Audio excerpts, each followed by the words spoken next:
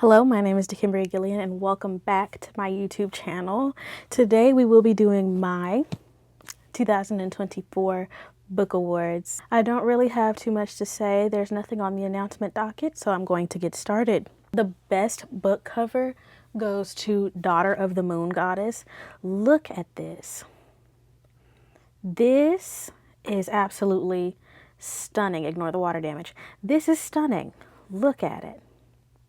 It's beautiful. The only thing that could have made this any better was sprayed edges, but this is not a special edition, so I have no complaints. The worst book cover goes to a series that I read on Kindle, the Twisted series. Now, you know I cannot stand book series with those men on it. I know that the Twisted series also has the covers with just, colors on it, but on the Kindle editions, they have those men, and I don't like it. I can't stand it. But that's my personal pet peeve. The books were great. The book covers, not so much. Next is the funniest book, and that goes to Assistant to the Villain. This was also a contender for the best book cover because look at the sprayed edges. But this book was absolutely funny. It had me making laughing noises I did not know I was making. It was not a chuckle. It was not a snort. It was not even a cackle. I was chortling while reading this book. Chortling. It was absolutely hilarious. I cannot say the same about Apprentice to the Villain because I'm not enjoying it, as I've mentioned in other videos, but this was funny. The saddest book I read this year was actually Evidence to the Affair. Now, if there is something that Miss Taylor Jenkins Reid can do, is make a book that really tugs at the heart. Now, the book was about these two people who caught their significant others in affairs with each other. It was sad. I was saddened by it.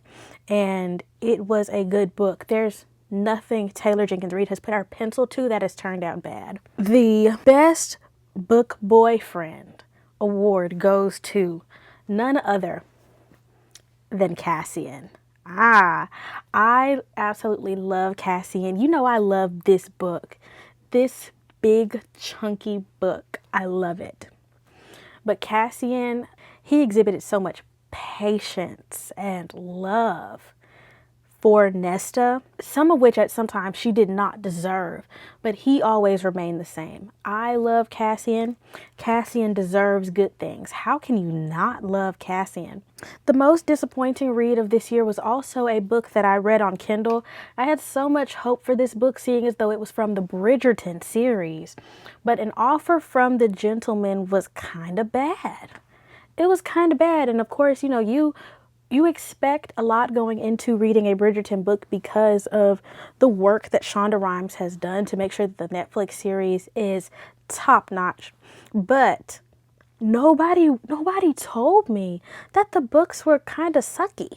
I did not like who Benedict was in An Offer from a Gentleman, and I'm wondering how Shonda is going to fix that. So, yeah, that book was very disappointing. He was just not the best. The book was not that good. Now, to the most difficult read. The most difficult read of 2024 was The Picture of Dorian Gray. The usage of English in this book is a little bit dated, so of course that was somewhat difficult, but also it was very hard because of Chapter 11. Here's Chapter 11, an excerpt read by Dekimbryah. History, he was haunted by a feeling of loss. So much had been surrendered and to such little purpose. There had been mad, willful rejections, monstrous forms of self-torture and self-denial, whose origin was fear and whose result was a degradation infinitely more terrible than that fancied degradation from which, in their ignorance, they had sought to escape. Nature, in their wonderful irony, driving out to the anchoret to feed with the wild animals of the desert, and giving to the hermit the beasts of the field as his companions. Yes, there was to be, as Lord Henry had prophesied, a new hedonism that was to recreate life and blah, blah, blah, blah, blah, blah, blah. And I kid you not, the entirety of Chapter 11 is filled with sentences like that. I thought that I was stupid until I went on TikTok and I searched the picture of Dorian Gray chapter 11, and everybody was cognizant to the fact that Dorian, or whoever was the voice of chapter 11, rambled on for tens of pages, and it was nonsensical.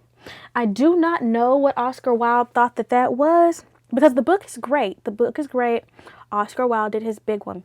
But something about chapter 11 don't sit right with me or anyone else. And so now we get to the two big categories: the worst book of 2024 and the best book of 2024. And I will do them in that order, starting with the worst book of 2024, Convenience Store Woman. No shocker, no surprise. In one video that I did recently, I said that this is the worst book I have ever read in my life. And I've read Layla by Colleen Hoover. So saying that this is the worst book I've ever read in my life that's a lot for Elmo, right? That's a lot for Elmo. When I saw this book, I looked at the title and I thought that I knew what this book was about. And then I looked at the back, and the back confirmed to me that I knew what this book was about, and I was completely wrong. When you see a title like Convenience Store Woman and then you read the back, you think that this book is about a woman finding self-respect, a woman who has been consistently treated as if she is an item from a convenience store, as if she is replaceable, as if she is not valuable, finding her self-worth in a society that does not value her. That's what I thought the book was about. Gosh, I'm a poet. That's what I thought the book was about, but instead the book was about a girl who was in love with a convenience store and never had a shred of self-respect. She fantasized about the convenience store. She was obsessed with the convenience store. She was in love with the convenience store. It was odd. And it was plotless. So that was the worst book that I read in 2024. And the best book that I read in 2024 was A Court of Silver Flames. This book's character development of Nesta was insane. I was a tried and true Nesta hater, and I was very indifferent towards Cassian. And yet, this book undid every negative sentiment that I had about Nesta and single-handedly made Nesta my favorite sister. Nesta has all of the personality that Feyre and Elaine lacked. Seeing Nesta become a significantly better person from who she was at the beginning of the book, who she had been throughout the entire series, was beautiful. It was beautiful. Sarah J. Maas did something good when she made A Court of Silver Flames. Nesta's development was beautiful. Nesta and Cassian's relationship was beautiful.